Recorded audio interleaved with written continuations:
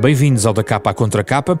Neste 1º de dezembro, dia da restauração da independência, falamos um pouco da dependência de Portugal em relação aos mercados externos. O papel das empresas portuguesas no comércio internacional é o tema da edição desta semana, com base no estudo das empresas portuguesas no comércio internacional, coordenado por João Amador, um dos nossos convidados, é economista do Departamento de Estudos Económicos do Banco de Portugal. Connosco também José Pedro Teixeira Fernandes, investigador do Instituto Português de Relações Internacionais da Universidade Nova, professor coordenador do Instituto Superior de Ciências Empresariais e do Turismo, exatamente na área do comércio internacional, para falar connosco esta semana em mais uma edição da parceria semanal Renascença, Fundação Francisco Manuel dos Santos.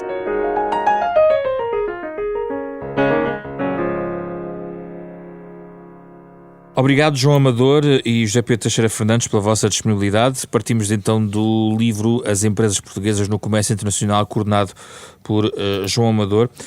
Vale a pena, João Amador, começarmos pela um pouco uma caracterização das empresas portuguesas neste comércio internacional, no fundo aquilo que vimos aqui bem explicado neste estudo. Uma predominância da concentração em poucas empresas, digamos assim, que valem a maior parte do volume, e há uma distinção interessante que o João Amador faz em relação àquilo que é o setor não turístico. Gostava que te explicasse porque é que também é feita essa distinção. Muito obrigado. Em primeiro lugar, agradecer o convite e a oportunidade para estar aqui no programa, enfim, saudar também os nossos ouvintes. Enfim, caracterizar as empresas é sempre um exercício difícil, porque tipicamente procuramos olhar para aquilo que é a empresa representativa, a empresa média, mas isso esconde uma diversidade grande, digamos. A paisagem das empresas é muito diversa, em cada momento do tempo convivem sempre empresas com características muito diferentes, mesmo em ambiente de crise há sempre empresas que crescem muito, em ambientes de expansão há sempre empresas em dificuldades. Portanto, esta complexidade, esta heterogeneidade é sempre um aspecto presente e que é importante, digamos, como ponto de partida para este tipo de caracterização. Dito isto, as empresas que participam no comércio internacional, são as empresas para as quais nós olhamos, são tipicamente empresas com um bom desempenho, porque face às outras são empresas tipicamente maiores, com mais capital humano, com maior produtividade, portanto comparam bem. É sempre difícil saber se elas são boas porque participam no comércio ou se participam no comércio porque à partida têm determinado tipo de condições. Esta relação provavelmente é válida nos dois sentidos, mas é sempre difícil ter os nexos de causalidade bem definidos. Portanto, quando olhamos aqui no estudo, vamos fazer, digamos, uma caracterização das empresas que vai mais no sentido de avaliar o grau de complexidade da participação que elas têm aqui no comércio. Vamos, basicamente, perceber se elas são empresas que simultaneamente exportam e importam, ou se fazem só uma das duas coisas, e depois, de alguma forma, se intervêm quer nos mercados de bens, quer nos mercados de serviços, ou ambos.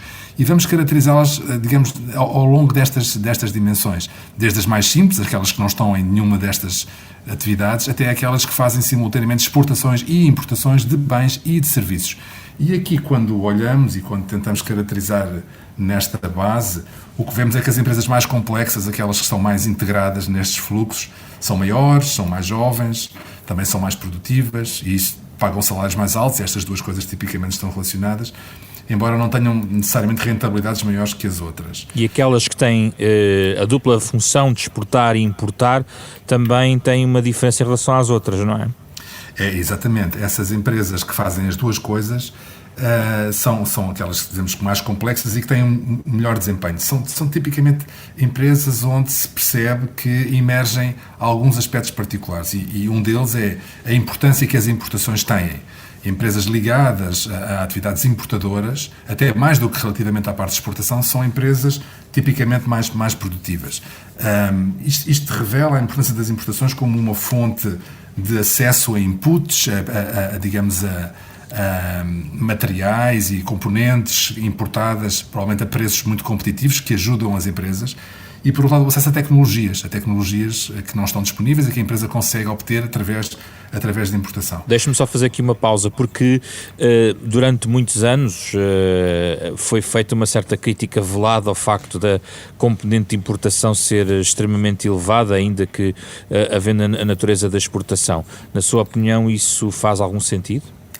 Esse é um excelente ponto. O que eu estou a procurar aqui transmitir é precisamente esta ideia de que as importações não devem ser encaradas como negativas. Elas, digamos, são um ponto de partida para que as empresas consigam melhorar o seu desempenho. Depois, naturalmente, haverá uma margem para, em cima do valor importado, acrescentar o valor acrescentado da empresa próprio, que será o valor acrescentado nacional. E é aí que tem que ser feito o esforço. Não podemos, digamos, abdicar da importação e achar que por isso conseguimos que o resto surja.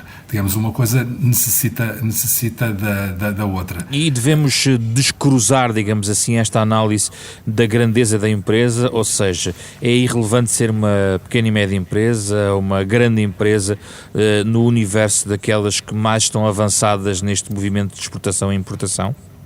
Digamos que o princípio genérico é válido para todas e, portanto, independentemente da sua escala.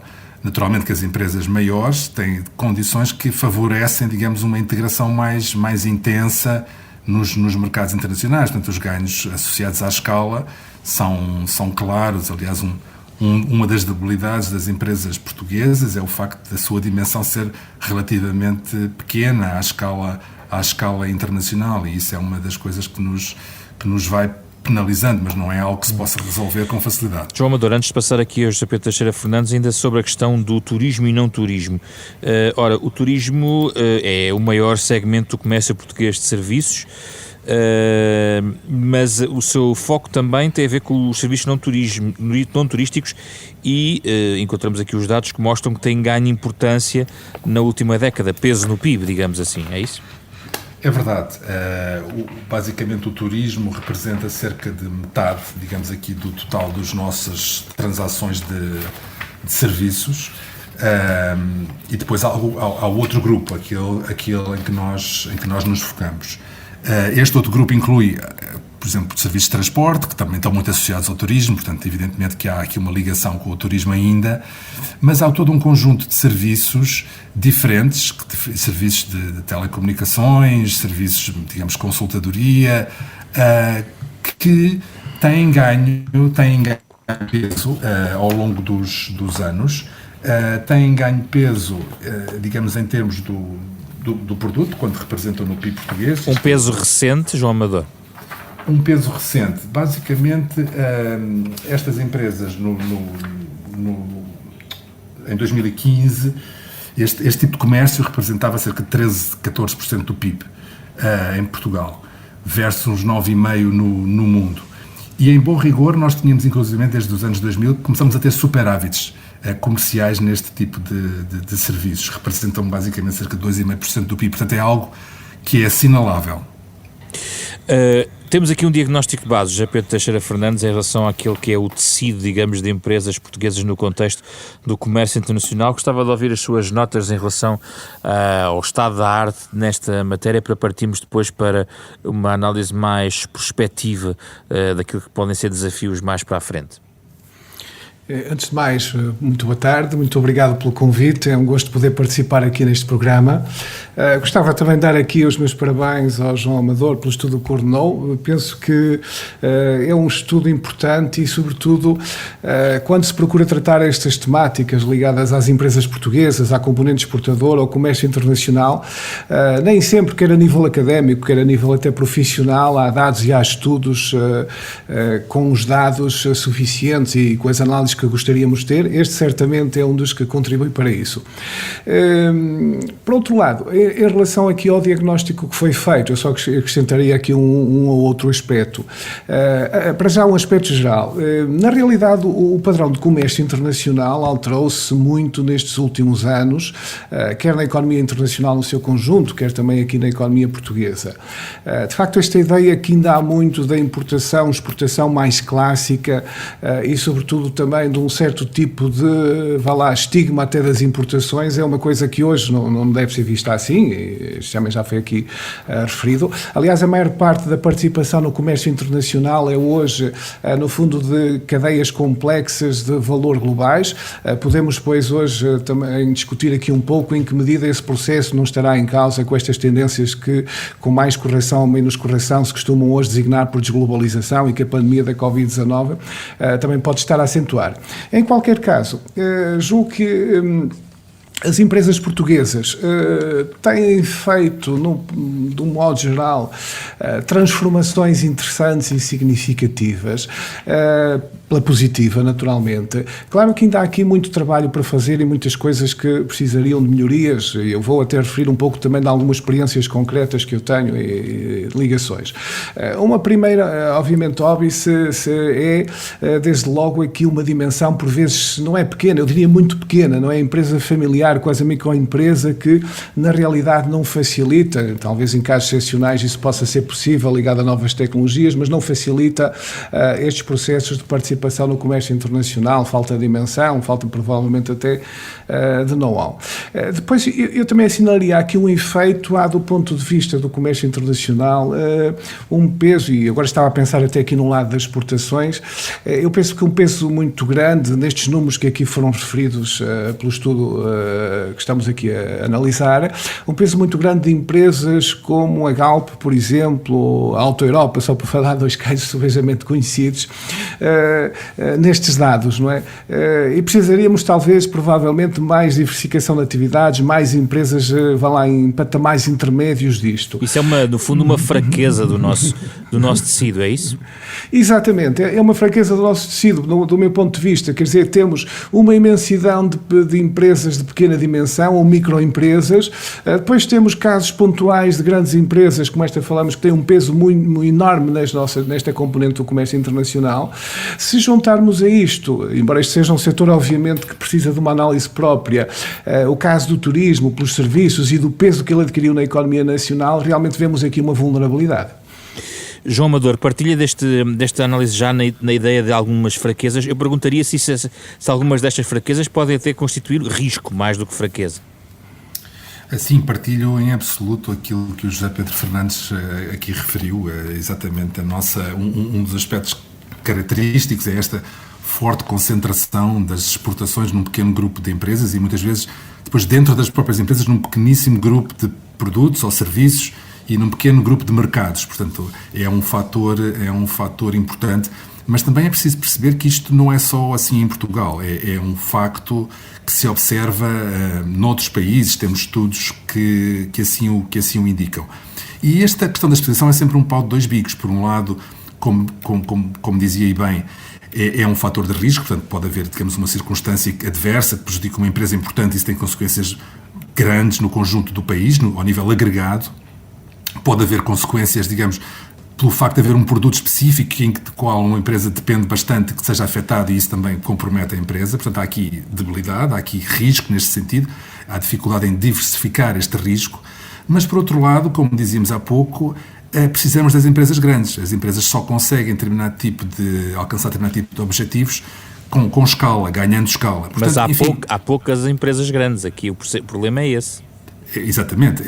Tendo poucas empresas grandes, de alguma forma, a questão do risco pode ficar um pouco mais mitigada, mas, ao mesmo tempo, ter mais empresas grandes trará outro tipo de vantagens ao conjunto da economia portuguesa. Mas sim, eu partilho a perspectiva de que, no essencial, uma das coisas que nós ganharíamos em ter seria precisamente ter aumento de escala nas empresas portuguesas e ter os tais níveis intermédios que hoje em dia estão relativamente ausentes e poderiam trazer aqui vantagens na capacidade de exportar e de gerar valor acrescentado. Vamos olhar para o contexto internacional, José Pedro Teixeira Fernandes. No fundo, que oportunidades é que se sinaliza para as nossas empresas para melhorarem os seus scores, digamos, de exportação, sobretudo de exportação, mas também, como aqui foi referido, João Amador encontra também benefícios na importação que estão basicamente ligados ao nível da rentabilidade? Esta questão é de facto também uma questão particularmente importante em qualquer contexto. Hoje tem um particularismo que é inevitável nós abordarmos aqui. Um dos dilemas que as empresas portuguesas vão enfrentar nestes próximos tempos, e estão a enfrentar já no período atual, é precisamente o facto de nós estarmos a atravessar uma crise muito significativa ligada à pandemia da Covid-19, que nos coloca aqui um problema das exportações neste sentido que nós orientarmos a economia para os mercados externos, nós precisamos de mercados externos, estou a dizer apenas uma evidência, que absorvam obviamente a produção, o valor acrescentado que é feito pelas empresas portuguesas. Na realidade, o que nós temos aqui é os mercados que nós estamos mais interligados, desde logo na União Europeia, o caso do mercado britânico, que merece uma análise particular por causa do processo do Brexit, mas a vizinha Espanha, a França, a Alemanha, estes são, grosso modo, os nossos maiores mercados. Na realidade, há aqui um problema que é: estamos no meio de uma quebra enorme do produto interno bruto, de quebra de níveis de comércio internacional, e vamos precisar também, não é apenas do engenho das empresas portuguesas, naturalmente que isso é necessário e várias melhorias que depois podemos discutir mais em detalhe, mas vamos precisar fundamentalmente que eles também cresçam. E isso é uma grande incógnita, exatamente como é que vai ocorrer agora nestes próximos meses ou até anos, não é? Porque isto depende muito também como for conduzida a gestão desta crise, dos efeitos de todos estes processos de ajuda à economia, de injeção de dinheiro na economia, que vamos esperar que ao longo do próximo ano tenham efetivamente resultados em todo o tecido económico e até pelas consequências sociais. É claro que há setores que têm aqui oportunidades específicas, não é? Se estamos a pensar nas novas tecnologias, nomeadamente ligadas ao digital, a comunicações eventualmente por áudio e vídeo e esse tipo de situações, e o permitem até o teletrabalho, este é aqui um potencial significativo de crescimento que aliás já está a ocorrer. O que é que lhe dizem as diretrizes de recuperação europeia que em 2021 se centrarão também nessa área do digital, pelo menos a partir do próximo ano? Olha, a partida a ideia faz todo sentido e é uma necessidade até, não é? Mas eu também não sou excessivamente entusiasta da digitalização, no sentido que mais vezes vejo discutir que parece que é quase a chave de resolução de qualquer tipo de problema. Nós precisamos também ter consciência não só dos limites desses processos, como por outro lado até das vulnerabilidades que eventualmente gera depois certas transformações da economia e das empresas para processos mais digitais, embora isto nos leve de facto a outro tipo de discussão que não é exatamente a que temos aqui. Mas, em síntese, sim, parece-me uma aposta correta. Espero que em certos setores empresariais isso tenha impactos significativos e julgo que é um indicador político e de políticas públicas importante, como serão ajudas noutras áreas. Estou a pensar, por exemplo, na questão ambiental. Há aqui também uma oportunidade de redesenhar modelos de negócio para, no fundo, mais amigos do ambiente, mais sustentáveis do ponto de vista ecológico. Pode ser também uma oportunidade realmente para o fazer, se houver aqui uma boa articulação entre, no fundo, o que é o estímulo público e a iniciativa privada. João Amador, a pandemia ainda está neste estudo. Há aqui algumas referências à pandemia ligadas ao comércio internacional e eu gostava de o ouvir exatamente na perspectiva das tendências que estamos a observar e eventualmente serão mais visíveis no primeiro semestre de 2021. E até colocava aqui a questão de eventualmente não ser provavelmente o proteccionismo, mas o virar para dentro da Europa sobre si próprio. Uma das reflexões iniciais sobre a questão económica motivada pela pandemia foi a excessiva dependência em relação às ditas cadeias de valor mais extensas na geografia, nomeadamente a dependência em relação à China. É verdade. Enfim, o estudo não inclui a pandemia verdadeiramente. Inclui uma referência muito lateral na introdução. Só, é verdade, não é? É verdade. No momento da escrita da introdução já tínhamos esta realidade e, portanto, foi feita uma referência, mas os dados e toda a análise é ainda do passado. Mas, respondendo à sua questão, dizer o seguinte, dizer que verdadeiramente nós não temos ainda toda a informação relativamente ao que se vai acontecer em função da pandemia e do impacto que isto tem no comércio. Percebemos que houve aqui um colapso no comércio, uma queda abrupta das exportações e das importações, tal como tinha acontecido, aliás, na crise anterior de 2008, 2009. Portanto, há evidência de que a integração económica, a crescida que tivemos, faz com que estas crises se propaguem de forma relativamente rápida e de forma intensa, e é isso que mais uma vez está a acontecer. Temos incerteza relativamente à capacidade para recuperar, mas aparentemente esta recuperação está em curso e me parece bem encaminhada. Dependerá, naturalmente, como se dizia, do sucesso das políticas económicas que estão neste momento a ser implementadas. Até agora tudo parece bem encaminhado. Depois a questão relativamente ao proteccionismo ou ao fechar dentro, digamos, de uma região. Blocos regionais, não é? Exatamente. Enfim, eu aí mantenho um bocadinho a posição genérica de que tudo isto é, digamos, relativamente indesejável. Portanto, digamos, temos naturalmente, digamos, um proteccionismo pode ser mais abrangente ou mais diluído, mas é sempre um problema. Portanto, esse não é o caminho certo, sendo naturalmente importante também ter a consciência de que é preciso, nestas ligações internacionais complexas, é preciso também diversificar, é preciso, digamos, ter uma abordagem inteligente, por forma a não depender excessivamente de um determinado fornecedor, ou, digamos, de um produto em particular. Portanto, as empresas, eu acho que essa aprendizagem foi feita e vão reajustar. Se isso implica necessariamente fechar um pouco a Europa face ao resto do mundo, aí já tenho as minhas reservas. Eu acho que esse não deve ser o caminho, e devemos continuar a pautar a nossa ação por um princípio de multilateralismo, tendo a consciência de que o comércio gera ganhos para os diferentes países intervenientes, sejam eles quais forem. Sendo certo que não deixa de gerar potencialmente perdas para alguns grupos dentro dos países, mas isso é outra questão que tem que ser resolvida. Sim, sendo que vale a pena notar que também já há aqui mais um ou dois dados importantes dos últimos tempos, não só a eleição da administração Biden e aquilo que pode significar do ponto de vista do alinhamento comercial e internacional a partir de janeiro, mas a própria China, que promoveu este grande acordo com 10 economias do Sudeste Asiático, considerado o maior acordo comercial do mundo. É um comércio multilateral, mas orientado também na sua região de influência, não é, José Pedro Teixeira Fernandes? Sem dúvida. O mundo não tem estado parado, apesar de estarmos todos, por razões compreensíveis, muito concentrados nas questões, nomeadamente de saúde pública, da pandemia da Covid-19.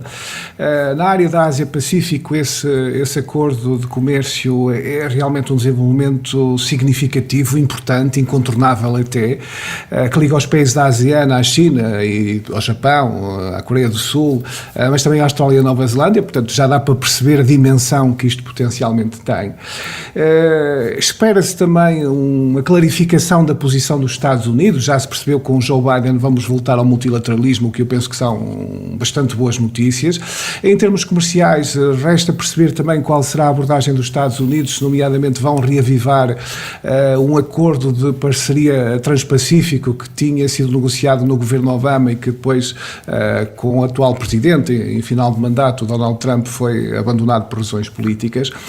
Mas vale a pena aqui também, voltando aqui à questão do proteccionismo e ao que dizia o João Amador, só focar um outro aspecto importante.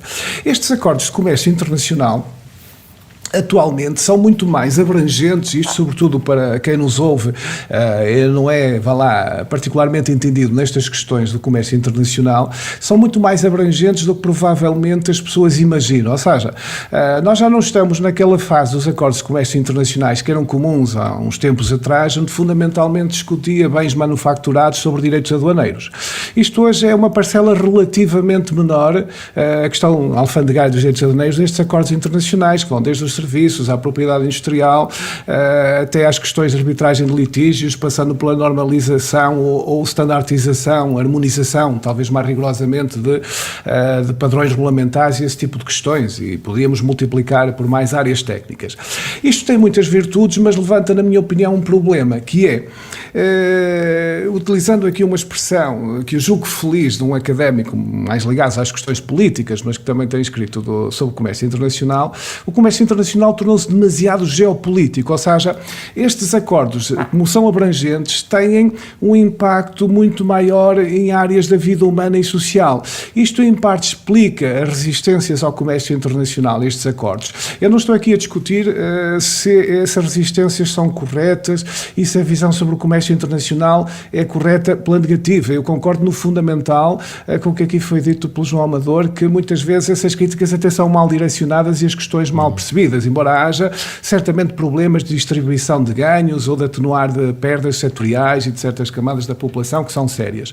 Mas, na realidade, isto torna muitos assuntos, por exemplo, a questão da regulamentação, nós podemos discuti-la como uma barreira ao comércio internacional, mas podemos discuti-la como uma opção de soberania de um Estado. Ou seja, ela tem uma dupla faceta.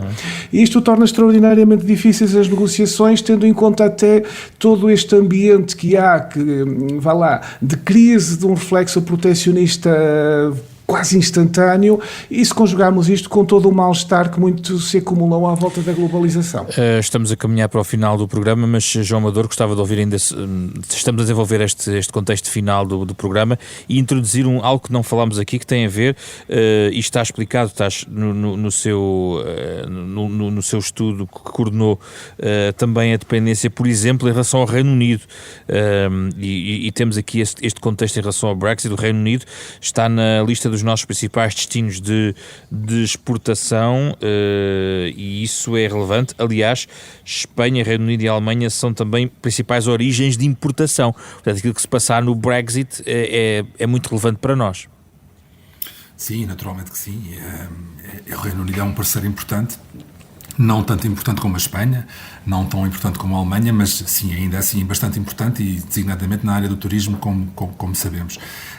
A economia do Reino Unido também é importante numa dimensão que é a dimensão dos serviços, e aqui muito do que vai acontecer no futuro passará por aqui. O nosso estudo procura ir um pouco nesta direção, e como dizíamos há pouco, a questão de um conjunto de atividades que também pela via do progresso tecnológico hoje em dia estão a expandir e estão a passar a ser atividades que hoje em dia fazem parte do comércio internacional, que há uns anos atrás isso não acontecia, mas hoje a possibilidade de vender e comprar remotamente determinado tipo de serviços, que vão desde os serviços médicos, aos serviços de educação, serviços de consultadoria e por aí fora. A área onde o Reino Unido também tem, digamos, um desempenho muito bom, é uma área onde a economia portuguesa também tem, de alguma forma, que estar, tem que se adaptar. Portanto, muita da transformação tecnológica passa por aqui, e isto potencialmente vai gerar, digamos, uma alteração também na feição do comércio nas próximas décadas.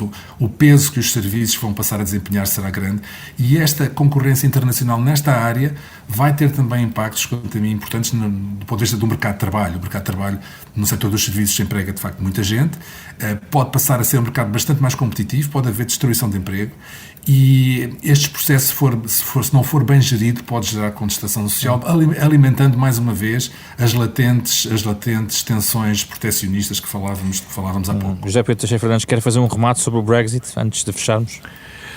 O Brexit continua a ser a grande incógnita até o último dia, provavelmente. Realmente a economia portuguesa continua a ter também uma ligação importante. O turismo é um caso demasiado óbvio, mas noutros setores, os serviços seguramente. Vamos esperar também para perceber exatamente como vai ficar.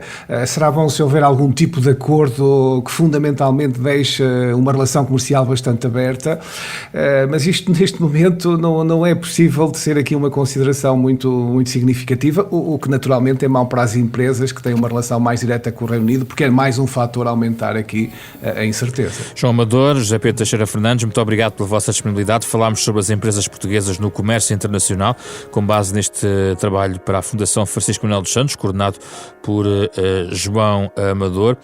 Uma reflexão no Da Capa à Contra Capa, parceria semanal da Renascença com a Fundação Francisco Manuel dos Santos. Pode ouvir de novo em podcast este e todos os outros programas que fazem parte do património deste programa na Renascença, e que é feito com o genérico original de Mário Lajinha, e esta semana com o apoio de Carlos Schmitt, André Peralta, Ana Marta Domingos e com José Pedro Frazão, que regressa na próxima semana, numa terça-feira também, de feriado, dia 8 de dezembro, para mais um debate.